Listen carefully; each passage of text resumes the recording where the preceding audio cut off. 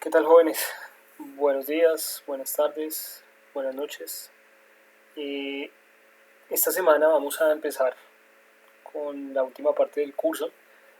El primer tema que vamos a ver es energía y todo alrededor de ello. La energía pues va a ser un punto fundamental para el análisis no solamente en física, sino en general en muchos campos. La energía es un concepto global, si se quiere entender de esa manera. Y pues acá vamos a introducirlo claramente desde la física, pero vamos a tratar de extrapolar algunas definiciones, conceptos, incluso resultados para otras áreas y darnos cuenta cómo la energía pues va a ser base fundamental para el análisis de muchos sistemas, de muchos problemas, muchas situaciones.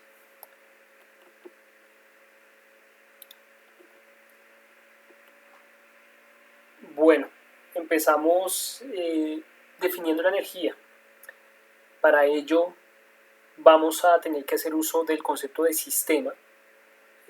Vamos a verlo al final de este video, pero por lo pronto vamos a decir que la energía asociada a un sistema es algo que lo define, es una propiedad cuantitativa que también tiene muchas características que va a referir o que va a estar asociada a la capacidad que tiene ese sistema de transformar, esto de tener un cambio.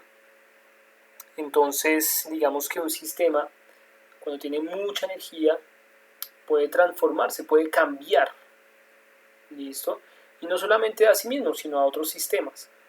La idea es que la energía nos va a permitir tener la capacidad de entender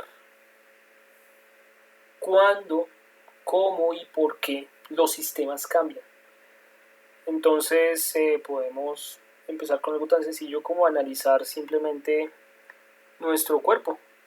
Nuestro cuerpo es un sistema bastante complejo que tiene una relación con el entorno, ¿sí? Estamos todo el tiempo consumiendo energía y también estamos captando energía para poder pues vivir, simplemente hacer nuestras actividades, respirar, el metabolismo, etcétera, etcétera, etcétera.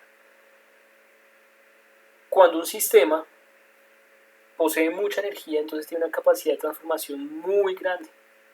Si ustedes en su cuerpo humano entonces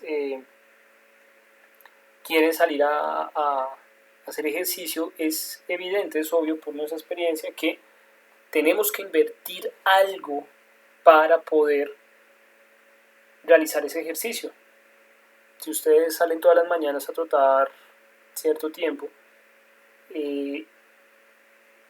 ese algo que ustedes están invirtiendo para poder transformar su cuerpo es la energía. Transformar su cuerpo, sí, claro, porque es evidente que si usted a medida que va haciendo habitual este ejercicio, digamos matutino, cada media hora o cada hora durante un periodo de tiempo apreciable, usted va a notar que su cuerpo pues está teniendo una transformación, pero inclusive no solamente tendría que ser evidente para un periodo de tiempo muy largo, sino estrictamente en esa sesión de ejercicio que usted tiene ese día, el hecho de que usted se sienta cansado, de que usted sienta que necesita comer algo, que necesita hidratarse, es síntoma, digamos, de que usted ha consumido energía, energía que estaba albergada en su cuerpo. Entonces esto es un ejemplo para que nos hagamos una idea de qué es eso que nos permite transformar. Entonces cuando hablemos de energía, indudablemente tenemos que pensar en transformación. Reiteramos, entonces la energía es algo que caracteriza un sistema, que lo define. Es una cantidad cuantitativa que tiene muchas características, que claramente también va a definir las características cualitativas del sistema, ¿sí? Y que tenemos que asociarla con el hecho de que entre más energía tenga, más capacidad de transformación tiene este sistema. La energía es un concepto que es supremamente importante, es base para el análisis de muchos campos en la ciencia en general. En química, claramente va a haber una base fundamental al momento de analizar enlaces covalentes, iónicos, la energía química, valga la redundancia, que están en diferentes compuestos, moléculas, etc. ¿Sí? Por ejemplo, a nivel biológico, la energía que gasta una célula para mantenerse con vida, la energía que capta una determinada especie de planta para poder crecer, entonces esta energía digamos que la toma a través de el proceso conocido como fotosíntesis. La energía que tenemos en una producción, perdón, la energía que se produce en una central hidroeléctrica a través del movimiento de esas turbinas gigantes que las mueve el agua al momento de caer por por esas grandes alturas, ¿sí? Esos precipicios que se diseñan para poder transformar energía y utilizarla para nuestro uso común a través del fluido eléctrico. En fin, tenemos que la energía es prácticamente como una moneda, como un costo que debemos pagar cada vez que queramos realizar una acción.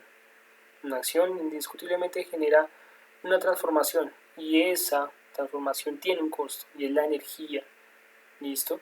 Entonces a nivel de la naturaleza podemos pensar precisamente en eso, que la energía es como esa moneda, esa divisa que tiene como finalidad generar transformaciones. Y esas transformaciones entonces se tasan o se cuentan de acuerdo a la energía, entonces algo que requiera muchísima, que requiera una transformación muy grande, pues claramente va a tener unos costos energéticos gigantes. Mientras que aquellos que son de procesos mucho más puntuales, mucho más, digamos, ínfimos, pues van a requerir energías mucho más pequeñas. Por eso va a ser importante tener también unidades de medida de la energía para diferentes campos, y la energía tiene unidades de medida, pero muchísimos, o sea, de acuerdo a los intereses de tipo económico, de tipo social, de tipo dentro de la propia ciencia, químico, biológico, metabólico, etcétera, etcétera, pues tenemos diferentes medidas, diferentes unidades de medida para poder analizar sistemas. Como les decía, la energía es un número, ¿sí? Entonces ahora sí le damos la característica cuantitativa, es un número que le asignamos a un sistema y que va a describir una cantidad física. Entonces la energía es una cantidad física, como tal, es una cantidad, le asociamos un número. Esta energía puede ser transferida para realizar trabajo o elevar la temperatura de un objeto. Ya vamos a entrar a definir qué es trabajo, ¿listo?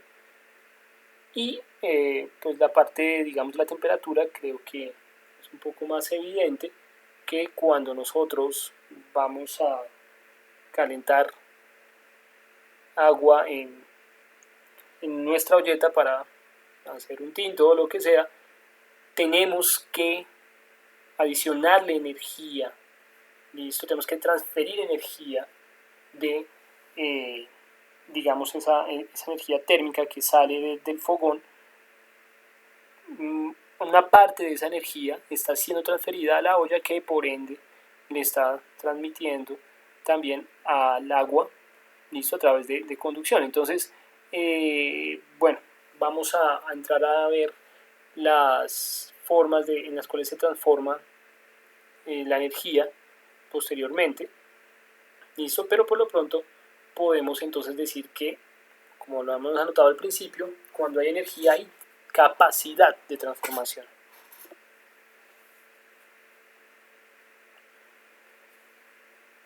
La energía se hace evidente cuando esa capacidad, ese potencial de transformación ocurre. Entonces, cuando se tiene, bueno, un ejemplo un poco,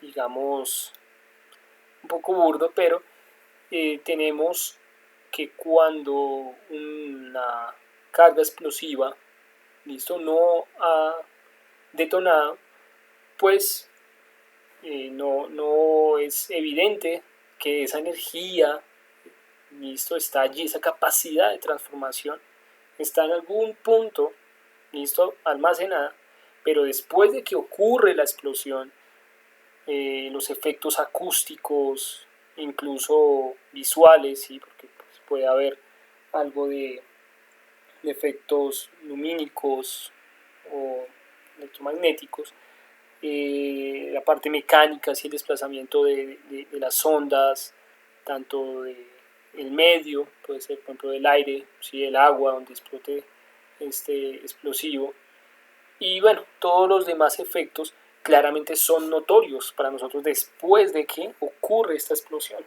Es decir, que tenemos un estado previo en el cual había una energía almacenada, ¿listo? Y otro estado de ese sistema en el cual toda esa energía se expresó. Y cuando se expresa es que nos damos cuenta precisamente que había un explosivo, pues en otras palabras que había una gran capacidad de transformación, pero que fue evidente hasta que esa transformación se llevó a cabo.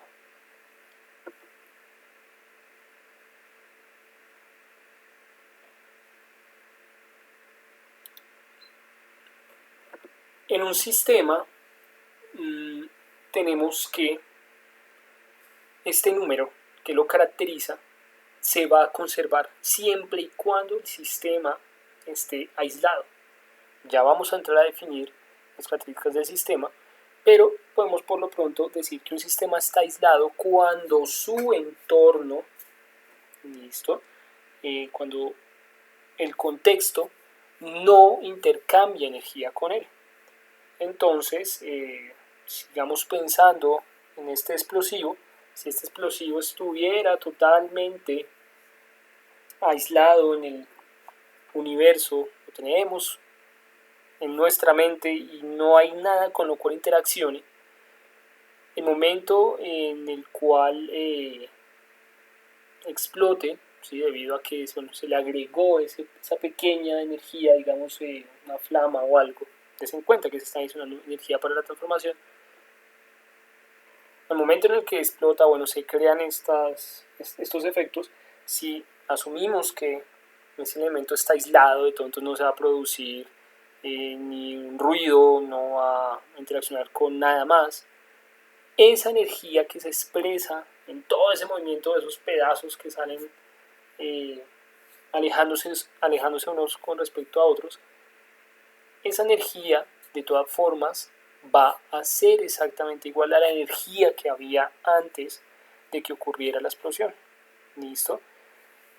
Es decir, que tenemos que en un sistema la energía que está almacenada es igual a la energía que puede tener después de que se transforma. ¿Listo? Siempre y cuando el sistema esté aislado, es decir, que no interaccione con nada más. Por eso ponía el ejemplo de que esté aislado en el espacio, que esté por allá lejos, en nuestra mente al final de cuentas. ¿Listo? Porque al tener ese explosivo acá en tierra, pues es evidente que va a interaccionar con todos los materiales, objetos, con el medio, ¿listo? Que esté alrededor de él. En este curso de mecánica clásica, la energía es continua, es decir, puede tomar cualquier valor. Entonces ya asociamos que la energía la asociamos a la capacidad de transformación y también decimos que la energía es un número, es una cantidad. Y este número, hablando de términos matemáticos, puede tener cualquier valor. Es simplemente una función continua, ¿listo? Que lo mapea a un valor en los reales, ¿listo? Y entonces vamos a tener que esa cantidad pues la podemos simplemente asociar a un determinado estado del sistema. Pero ¿qué va a pasar en la física contemporánea, en la física cuántica? En la física cuántica tenemos que esa relación que ven allí, que se llama la relación de Planck-Einstein, nos dice que la energía no es continua, que la energía en realidad se da en pequeños paquetes, en paquetes muy pequeñitos de energía, ¿listo? Pero que no puede tomar cualquier valor, como lo habíamos dicho antes de mecánica clásica, sino que ahora existe un valor mínimo, ¿listo? Que va a determinar esas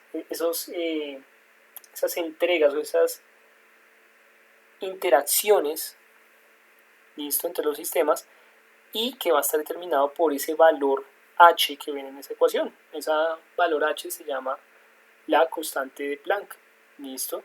Y es un valor fundamental de la naturaleza, el cual determina pues gran parte de los comportamientos a nivel cuántico. La unidad de energía fundamental en el sistema internacional se llama el Joule, ¿listo? Y está definido como un newton por metro, ¿listo? Ya habíamos hablado entonces de la parte cuántica, hablemos de la parte de la relatividad. Esa ecuación que ven allí es la famosa ecuación E igual mc al cuadrado y que nos determina la equivalencia entre la masa y la energía. Y para esto, bueno, hacemos un break y abrimos una diapositiva especial porque lo merece realmente. Esta ecuación es la ecuación más famosa de la ciencia y por ende pues la ecuación más famosa en nuestra historia. Esta ecuación descrita por Albert Einstein en 1905 en Annales de la Physique logró establecer que la masa y la energía son dos caras de una misma entidad, de una misma moneda, si se puede entender de esa manera. La masa y la energía son una sola entidad. Y para lograr esa igualdad, tenemos que multiplicarla por la velocidad de la luz en el vacío al cuadrado. Esta ecuación es fundamental y nos determina que en una pequeña cantidad de masa podemos encontrar una cantidad de energía increíble, supremamente impresionante.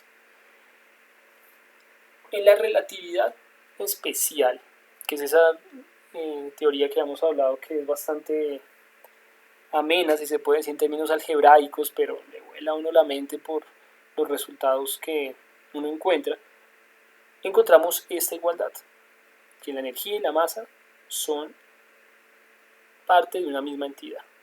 La masa-energía, dice uno. Mientras que en la relatividad general se hace evidente mucho más la composición que hay entre el espacio y el tiempo. Entonces ya no son entes separados, sino que ahora hacen parte de una misma entidad del espacio-tiempo. Bien.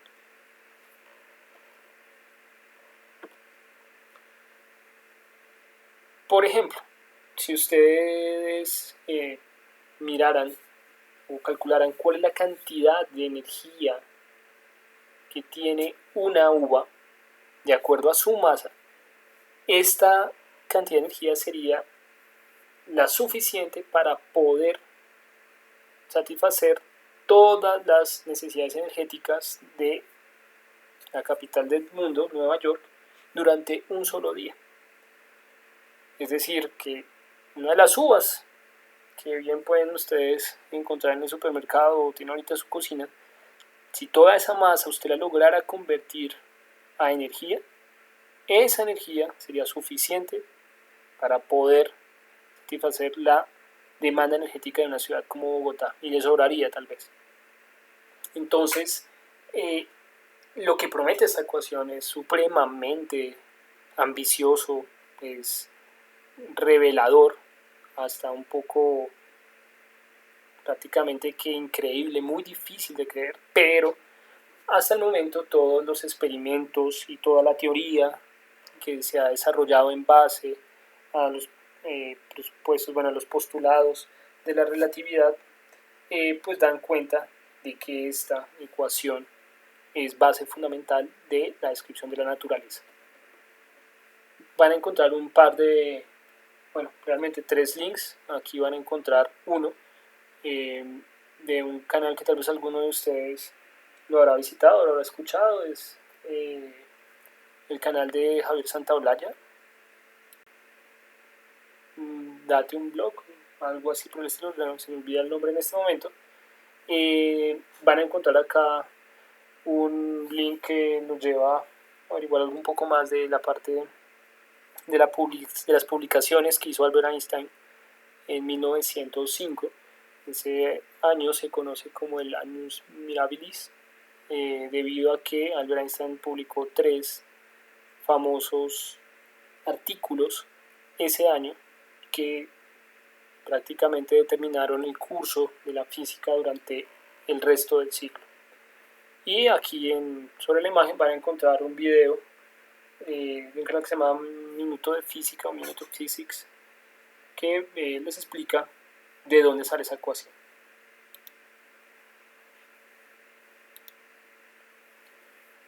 Tenemos entonces que hablar de 2 tipos de energía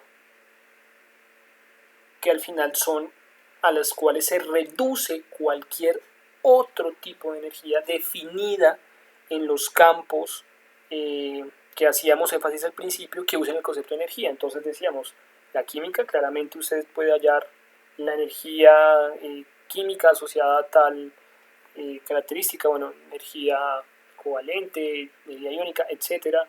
A nivel de biología puede encontrar entonces la energía asociada a procesos metabólicos de X, Y o Z circunstancias, la energía que gasta, por ejemplo, una determinada ciudad o país en cuanto a su demanda energética por año, día, hora, la energía que gasta un sistema como el que usted tiene en este momento para poder ver esta clase, llámese su celular, su computador, está haciendo un consumo energético, listo, y de acuerdo al campo, como les decía, llámese ingeniería de sistemas, por ejemplo, en todas las ingenierías van a encontrar siempre definiciones alrededor de la energía, por ejemplo, en la energía, en la ingeniería mecánica, van a encontrar muchos que están relacionados con materiales,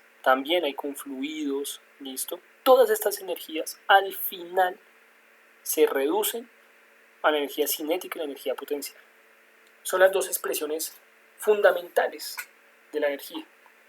Recuerden que hemos hablado de la capacidad de transformación y que cuando se expresa esta energía es porque se transformó el sistema. Entonces podemos definir 2 estados o 2 tipos de energía. Antes de la transformación, la energía potencial, y después de esa transformación, que va a ser la energía cinética. Bien, la energía potencial vamos a verla en la siguiente clase.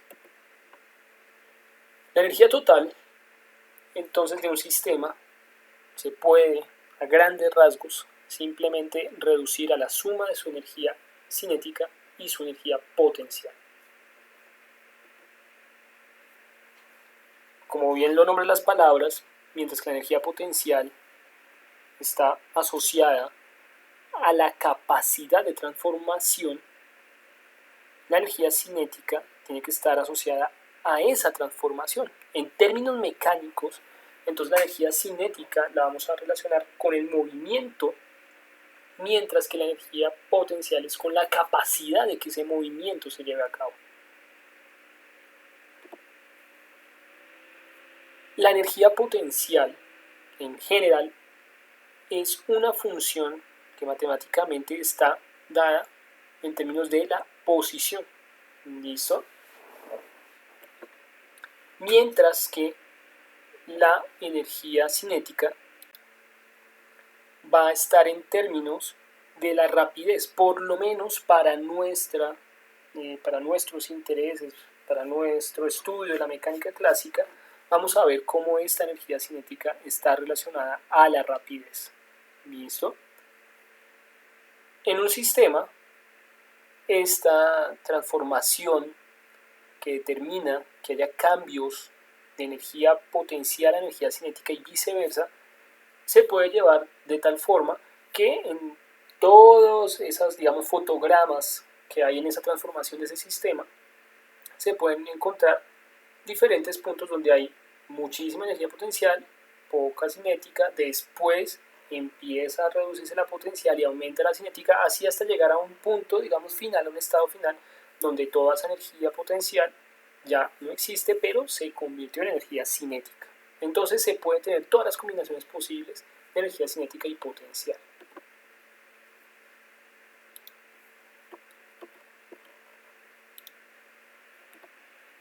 Para sistemas aislados, es decir, como hablábamos, que no tenga interacción con su entorno, entonces estos efectos dados por el ambiente, más específicamente por efectos termodinámicos, la energía total, la suma de esas dos energías, se va a llamar energía mecánica.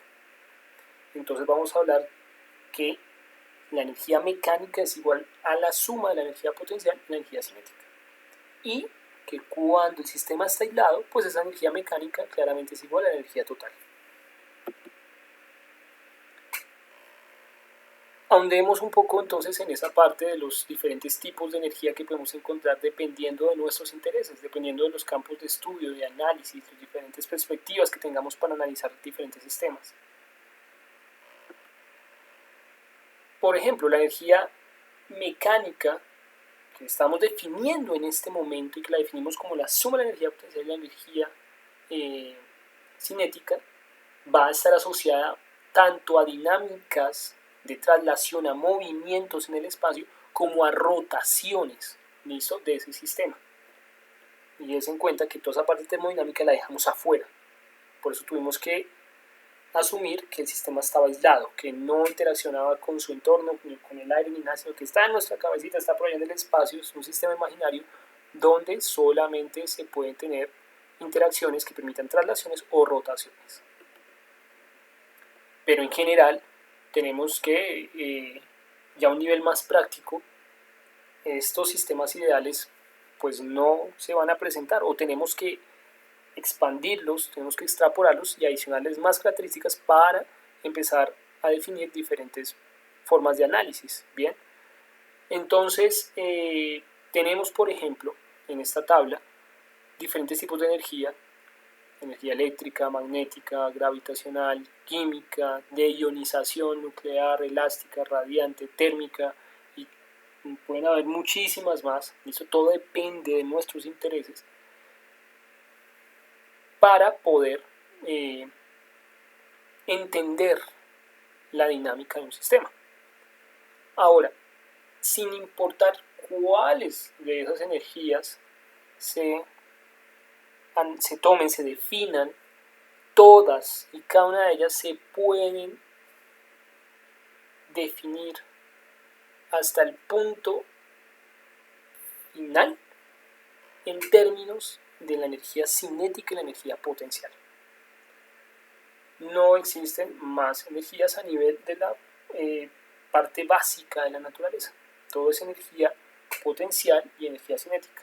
Solamente que, como vemos en la tabla, dependiendo de nuestros intereses, podemos entonces utilizar diferentes formas de energía, diferentes formas de asociarlas, de operarlas, ¿listo?, entenderlas con respecto a las características de determinados sistemas para que sea más fácil y más entendible esos análisis.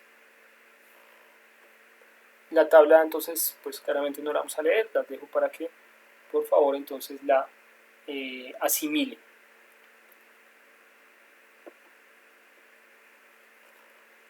Aquí viene el punto más importante, por lo menos, de este video, y es hablar del principio de conservación de la energía.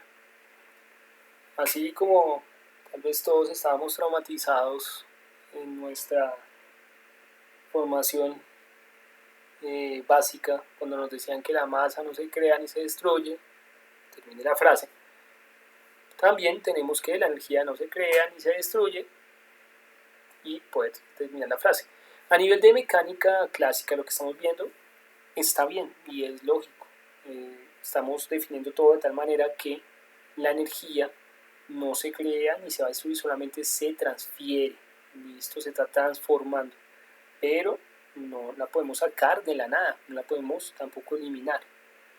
A nivel de lo que vimos, por lo menos en esa diapositiva de E igual a mc al cuadrado, ya en la física contemporánea podemos entender que al ser la energía y la masa una entidad conjunta, entonces más bien podríamos decir que la masa y la energía se pueden estar transformando continuamente entre ellas.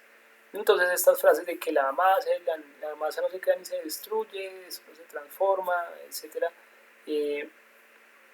realmente pues bueno, pierde un poco de validez desde el punto de vista ahora de la física contemporánea. Bien, este gráfico que ven acá, por una parte, es muy diciente, tiene diferentes formas de energía, por ejemplo, que veían en la tabla anterior, y los caminos de transformación entre esas energías. Por ejemplo, la energía química y la energía radiante. En otras palabras, el sol y una planta, por ejemplo.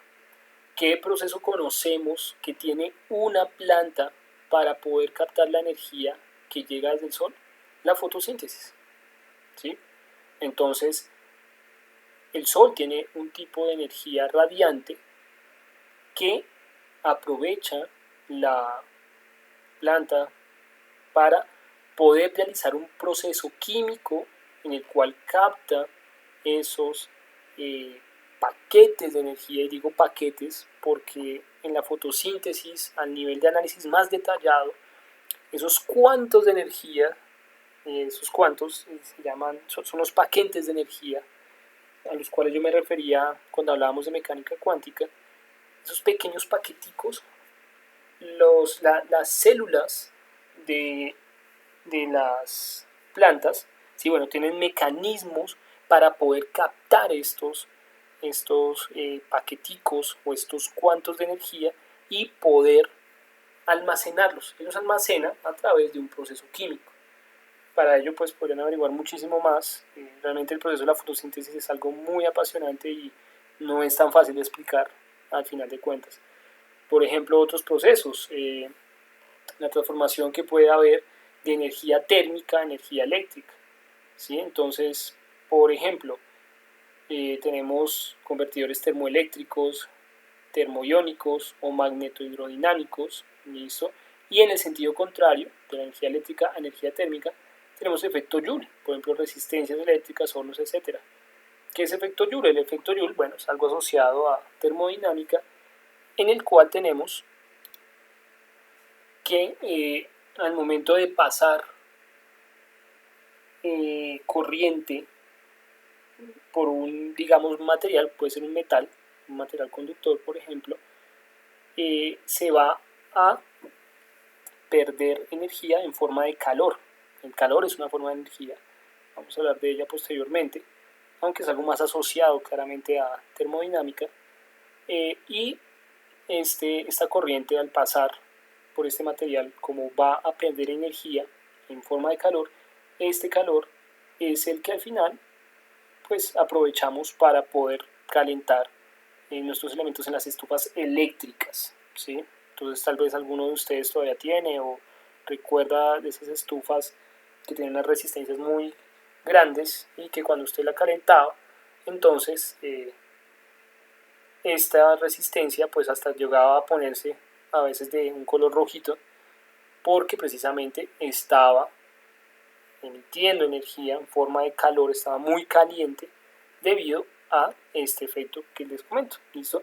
Ahí en ese gráfico pueden pueden analizar diferentes tipos de transformación de energías. Aquí falta una muy importante, que sería la energía nuclear. ¿Listo? Pero claramente pues este gráfico puede extenderse todo lo que quieran de acuerdo a los diferentes tipos de energía que se puedan definir.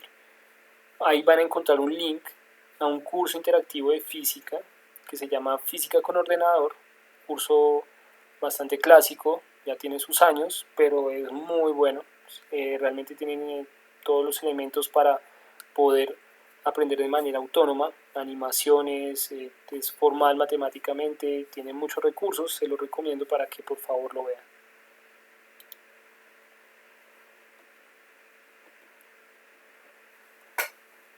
Ahondemos en una pregunta para contextualizar todo esto con respecto a nuestro metabolismo. ¿Qué tanta energía tienen los alimentos que comemos a diario? Comemos de vez en cuando. Esto que está acá debe ser supremamente familiar para todos nosotros. Es una tabla nutricional que cambia de acuerdo al país. Esto ya es algo obviamente más asociado a la reglamentación de cada sociedad, en el cual pues se informa al consumidor sobre los componentes energéticos que le va a proveer a su cuerpo, a su sistema, el alimento que usted va a consumir. Entonces, bueno, no soy nutricionista ni nada parecido, pero aquí pues podemos ahondar en algunas características interesantes de estas tablas nutricionales. Ahí les dejo un link asociado a un manual muy interesante que hizo la Universidad de Caldas para poder analizar cómo debemos leer correctamente esas tablas nutricionales. Todas estas tablas nutricionales están tasadas o medidas en algo que se llama calorías, ¿verdad? Y eso creo que tal vez es algo que todos nos hemos fijado. Todos sabemos que la tasa de más o menos promedio de energía que debemos consumir diariamente es alrededor de 2000 kilocalorías. Hay de por sí que lo vemos en la tabla nutricional, pero eso tiene que ver, vuelve y juega con respecto a las regulaciones de cada sociedad. Ese valor puede subir o bajar de acuerdo a las interpretaciones, requerimientos, bueno, digamos a los consensos que se hagan internamente en cada país. La caloría es una forma de medida de energía que está definida como la cantidad de calor necesaria para subir la temperatura de un gramo de agua en un grado centígrado o en un grado Kelvin. ¿Listo? Grado centígrado, grado Kelvin tienen la misma distancia térmica, entonces no hay diferencia entre ellos, aunque son diferentes, claramente. La caloría, entonces, es precisamente, y resalto, es la cantidad de calor. El calor tenemos que interpretarlo siempre como la energía que se pierde en una transformación. Listo, no vamos a entrar en detalles. Vuelve y juega, es un concepto muy, muy importante, fundamental a nivel del análisis termodinámico, pero para nuestros intereses podemos asumirlo de esa manera. Es la cantidad de energía que irremediablemente siempre se va a perder en una transformación. Es decir, que en un sentido ya más práctico, más real, cuando hablábamos de ese explosivo que iba a explotar y que bueno, estaba aislado en el universo, realmente tenemos que permite transformar un sistema. Entonces vamos a tener que esta cantidad de energía que se pierde siempre que haya una transformación en el explosivo, por ejemplo, cuando explota, es evidente que va a haber un aumento de la temperatura, por lo menos en el sistema circundante.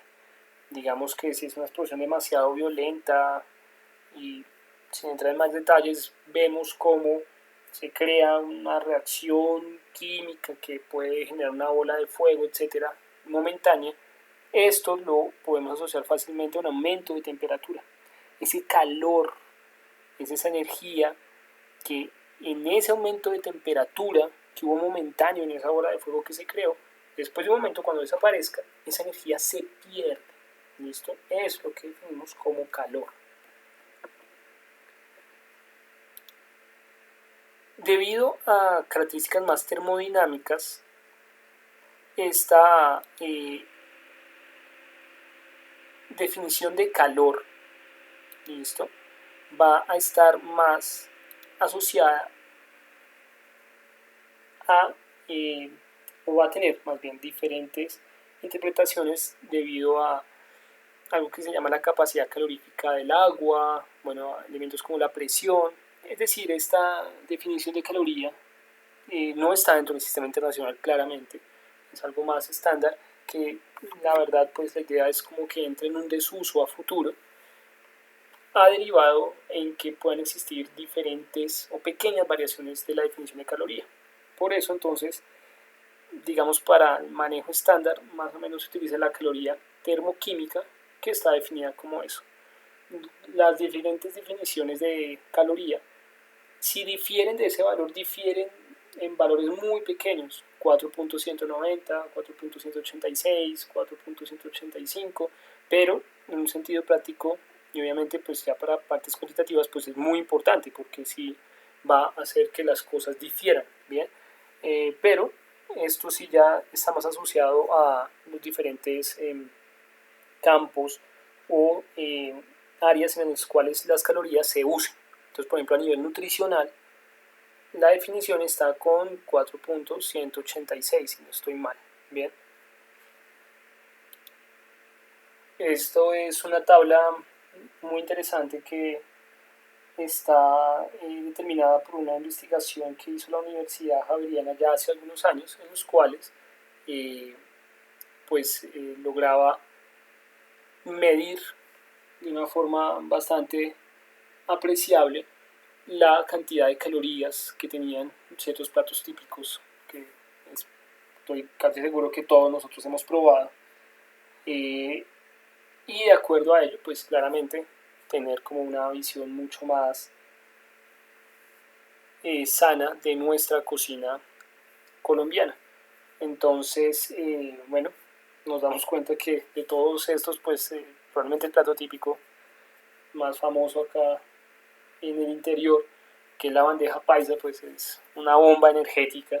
Son 2.200 calorías, que en términos de joules está como en poco más de 9.200 joules. Eso es realmente bastantes calorías. Listo. Pues podemos ver allí diferentes platos: cocido boyacense, ajiaco, mojarra frita con patacón y todo, ¿no? Las hamburguesas, que supongo que a más de uno les los seducen, también con papas y gaseosas, está alrededor de 1.010 calorías, arroz con pollo, bueno, lechona, pepitoria, así, hasta que llegamos a mondongo y mute, que pareciera que son como mucho menos energéticas de lo que son, pues, por ejemplo, un tamal o una fritanga. Bien,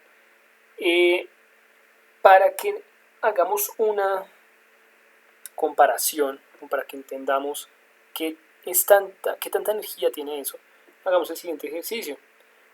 Una caminata de 20 minutos, a una velocidad, a una rapidez promedio de 5 km por hora, listo, que es una caminata, digamos, ágil, está quemando alrededor de 74 calorías por, por caminata, listo. Es decir, que si nosotros quisiéramos, bajo esa misma premisa de tener una caminata con esa rapidez, quemar, como dice uno en términos de ejercicio, 1 kilogramo de grasa, que está alrededor como de 7.700 calorías, usted tendría que caminar alrededor de 35 horas, ¿sí? Entonces, por eso es que precisamente estar en forma pues no es algo que sea tan sencillo, ¿no? Requiere siempre mucha disciplina y mucho esfuerzo. Requiere mucha transformación de su cuerpo. requiere una gran inversión energética. Bien, quemar 1 kilogramo de grasa es complicado, listo, y eso depende claramente de la intensidad del ejercicio que se haga, etcétera, etcétera, etcétera.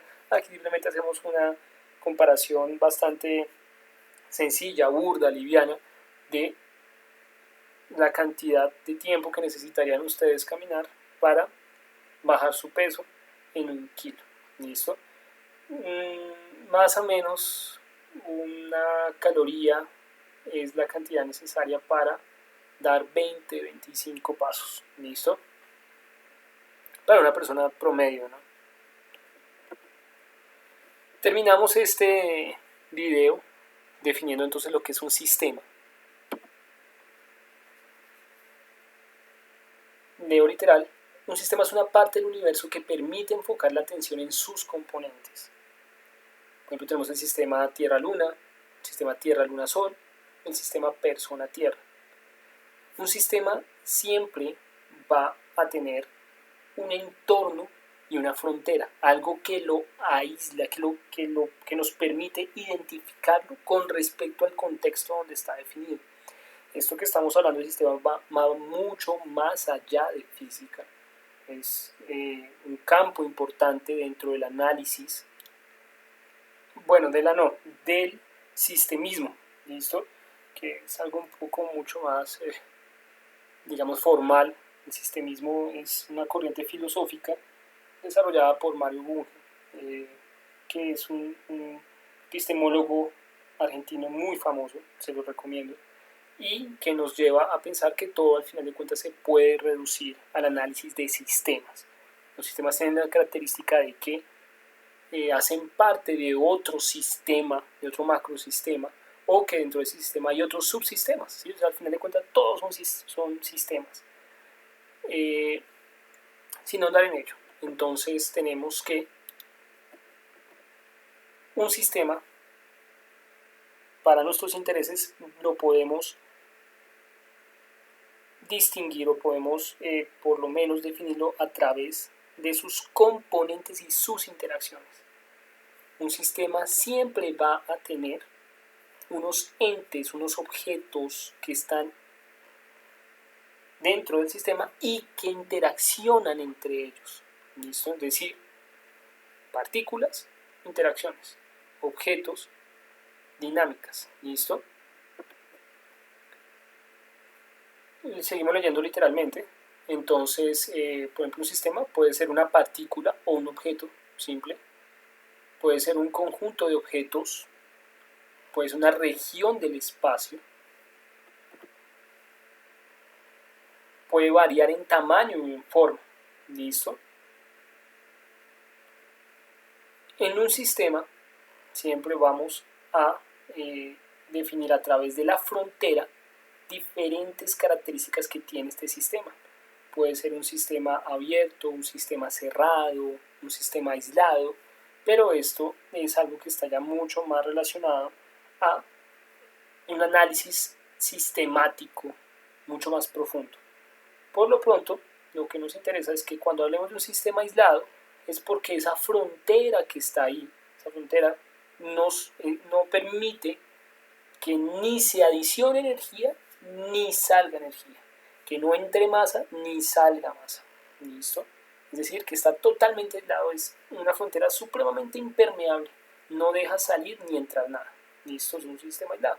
Cuando ya analizamos sistemas más relacionados a nuestra experiencia, tenemos que hablar al final de cuentas de sistemas abiertos, que en donde tenemos esta frontera, es una frontera que es permeable, que permite la interacción con el entorno, es decir, que puede haber flujos de masa, de energía, y esto al final de cuentas pues requiere de herramientas mucho más específicas, un poco más complicadas para poder analizar los sistemas. Ok, con esto terminamos la primera parte de esta clase. Ahorita seguiremos con el análisis del trabajo, de la definición de trabajo para analizar energéticamente los problemas en mecánica clásica.